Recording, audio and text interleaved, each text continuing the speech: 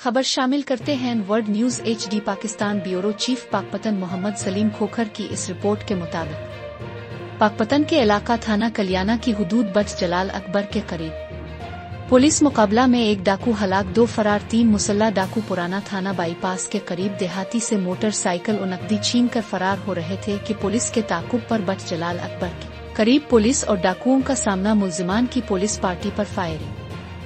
حق حفاظت خود اختیاری کے تحت کلیانہ پولیس کی جانب سے جوابی فائرنگ